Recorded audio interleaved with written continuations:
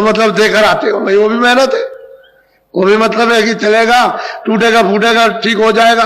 तो हर जगह अपनी अपनी जगह मेहनत है, तो सबकी मेहनत दे दो तो जल्दी निकल जाओ, जल्दी काम हो जाए। और मेहनत नहीं दोगे तो फिर यही कहीं फंस जाओगे, तो बड़ा मुश्किल।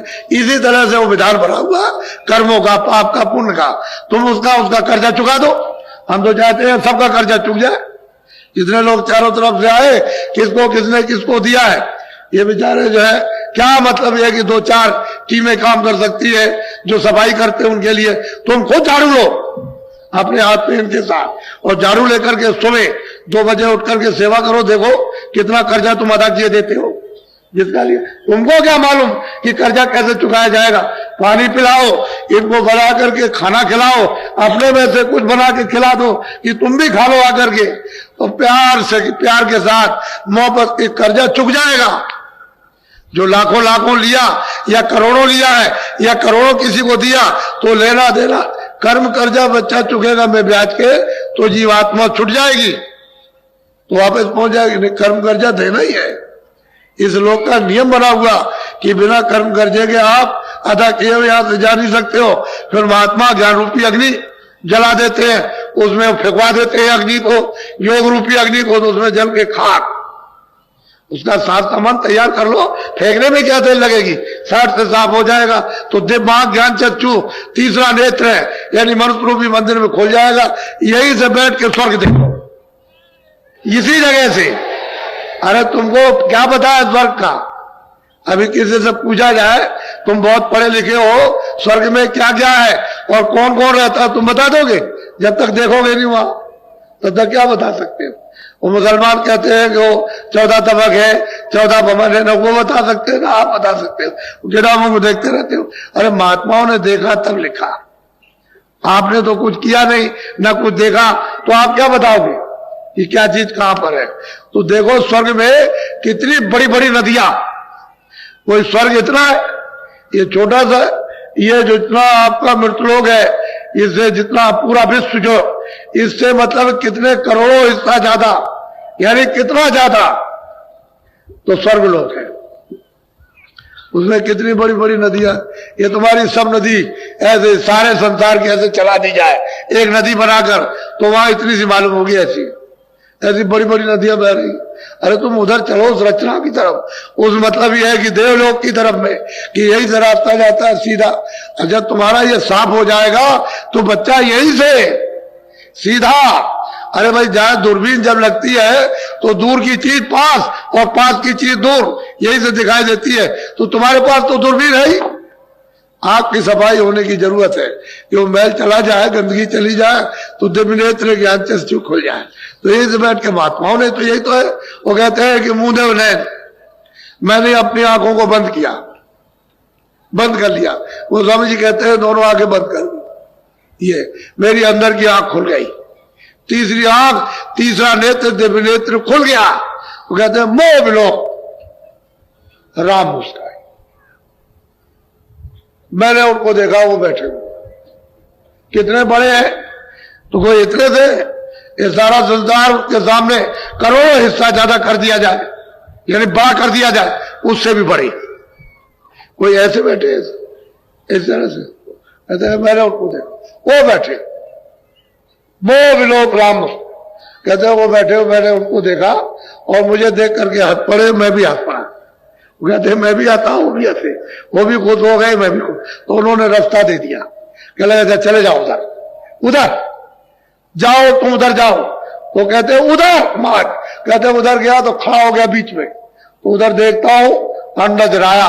कहते तमाम स्वर्ग वैकुंठ की रचना को उन्होंने देखा, फिर निगाह मारी उन्होंने नीचे की तरफ, तो मृतलोक क्या है उसको भी उन्होंने देखा, फिर निगाह मारी कि नरक क्या चीज है उसको भी देखा। नहीं उधर बहु ब्रह्मांड दिखाया, कहते बड़े बड़े ब्रह्मांड, बड़े बड़े लोग, मैंने दिव्य ज्ञान चक्षु से देखे, यही बैठ करके दोनों आंखें बंद की और यही बैठ करके मैंने उनको देखा। तो सफाई तो करो कम से कम, गंदगी कूड़ा कचरा भरे रहोगे तो कैसे जब आंख खराब हो जाएगी तो कितने यत्न करते हो कि आंख किसी तरह से रोशनी दे जाए, तो तुम कितना यत्न करो। अरे भाई, जहां पर ये कूड़ा कचरा जमा है वो बिना महापुरुष के कोई जानता ही नहीं, किसी को मालूम ही नहीं है, और बगैर उनके कोई साफ कर नहीं सकता, चाहे जितना उपाय करो आप। तो उनको मालूम है इसकी युक्ति के कूड़ा कचरा किस तरह से ये साफ होगा। तो जब वो रास्ता बता देंगे, दरवाजा बता देंगे, तो टालो, थोड़ी सी मेहनत निमित्त मत करो, बाकी तो वही करेंगे, बगैर उनकी मेहनत के काम नहीं होगा। तो थोड़ा निमित्त मत करो कि चलो हम भी करेंगे, तो दोनों की मेहनत जुट जाए, तो सुलभ हो जाएगा, सहज हो जाएगा, आसान हो जाएगा। तो चीज आपके पास सब कुछ है, और आपको सब बताऊंगा, घबराने की जरूरत नहीं। मैं तो सबको देने के लिए आया हूं कि सबको मिल जाए, सबका फायदा हो जाए, सबका लाभ हो जाए। हमको काले पीले नीले और सफेद से ऊंचे नीचे से क्या मतलब, मनुष्य होना चाहिए, उसमें जीवात्मा है ही। जब मनुष्य है, चलता फिरता बोलता देखता, तो जीवात्मा, तो उस जीवात्मा का बेचारी का लाभ हो जाए, ये तो चाहता नहीं।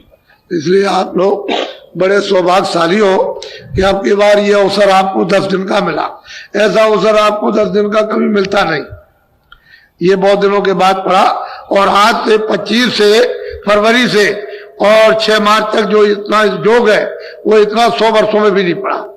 ऐसा ये सुयोग है, शुभ घड़ी है, क्योंकि आध्यात्मिक शुभ घड़ी है। वो मतलब भौतिक आपके पत्रावाली नहीं, पत्रावाली तो बराबर चलती रहेगी, वो तो बराबर गिरोह का अपना काम चलता रहेगा उसके को लिए। लेकिन ये आध्यात्मिक, ये जो जीवों के लाभ के लिए 100 वर्षों में भी ऐसा नहीं आया। इस तरह का ऐसे तो लाभ प्राप्त करते हैं जो जिज्ञासु रहे, उनको प्राप्त होता रहा, लेकिन सामूहिक लाभ नहीं प्राप्त हुआ। ऐसा जो पढ़ा तो बहुत अच्छा कि आपने सबने दर्शन दिए, और आपने इधर आकर के हमको भी देखा, और मैं आपको देख रहा हूं। मैं तो आपको चाहता ही था, और पहले ही से बुला रहा था कि आप आओ भाई, असली काम अपना कर लो, नहीं यहाँ तुम्हारा कुछ है नहीं, किसी का कुछ नहीं है। तुम वैसे ही दिनों रात रोते हो, मेहनत करना सीख लो कि भाई मुझे खेती कैसे करना, दुकान दफ्तर का काम। अगर तुम ये कहते हो कि बच्चा मेरा, स्त्री मेरी, पुरुष मेरा, मेरा ये है, मेरा मकान है, मेरी जमीन है, ये आपका कुछ नहीं, सच्ची बात तो कुछ नहीं। मुझसे अगर पूछो, कुछ भी नहीं, आप बस जो कुछ भी है वो इसके काम लो, ये सब इसका है, इस शरीर का है, ये सब इसके काम लो। खाना, कपड़ा, दवा, दारू, ये सब इसको दो, इसकी मलहम पट्टी ठीक करो, और समय पूरा होते ही ये खाली क्या कर लो, चलो जल्दी निकलो यहाँ से, हटो, हम देर से ही, एक क्षण भी नहीं लगेगा।